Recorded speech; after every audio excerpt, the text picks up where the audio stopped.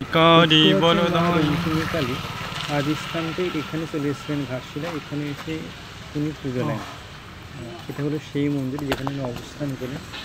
মন্দিরটা বেশ সুন্দরই।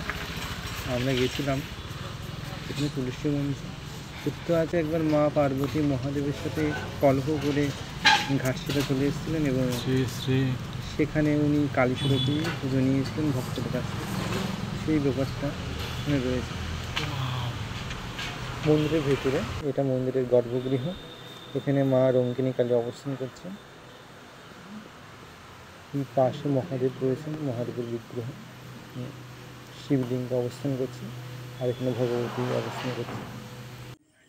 এটি হলো আদি রঙ্কিনী কালী মন্দির।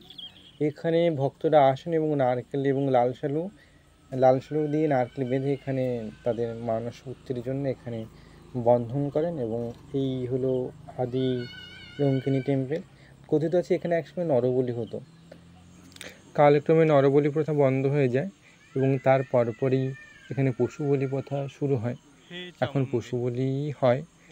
এই মন্দিরে একদম সামনে মহিষমর্দিনী বিগ্রহ এবং তার উপরে ভগবতীর মা কালীর বিগ্রহ রয়েছে। এখানে দশ অবতার, দশ মহাবিদ্যার বিগ্রহ। এই সাইডে গণপতিজির মন্দির, এখানে গণপতিজি অবস্থান করছেন। একদম উপরে বিষ্ণুজি এবং এখানে হর পার্বতী ও গণেশজি রয়েছেন। মূল গর্ভগৃহে, এই মন্দিরের মূল গর্ভগৃহে গণপতিজি অবস্থান করছেন। এই যে হর পার্বতী, মানে খুবই সুন্দর, এত সুন্দর করে মন্দিরটি তৈরি করেছে এখানে বিষ্ণুজি। কি সুন্দর! প্রত্যহ ভক্তের সমাবেশ এই মন্দিরে হয়েই থাকে। দেবী বিগ্রহ এখানে অবস্থান করছেন মন্দিরের সামনে, দক্ষিণাকালিকা, এখানে মহিষমর্দিনী। এই যে মূল গর্ভগৃহ ভগবতী, ওই যে ভগবতীর মুখমণ্ডল। ব্রাহ্মণ মশাই এখানে পূজা করছেন। এই সাইডে মহাদেবের মন্দির, এখানে শিবলিঙ্গ স্থাপিত আছে। উমানাথ এখানে অবস্থান করছেন।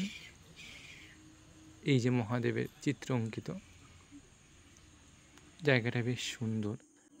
ঘাটশিলা ভ্রমণের মধ্যে রঙ্কিনী টেম্পল দর্শন হয়েছিল, কিন্তু রঙ্কিনী টেম্পল দর্শন হলেও আদি টেম্পলে নিয়ে যায়নি। তো আমরা বললাম যে যখন এলাম এখানে, তো আদি টেম্পল যদি না দেখি তাহলে যাত্রাটা অসম্পূর্ণ থেকে যায় না।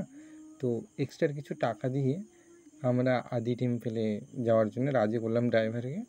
তারপরে উনি আমাদের এখানে নিয়ে আসলো আর ভগবতীর কৃপায় দেবীর দর্শন হয়ে গেল।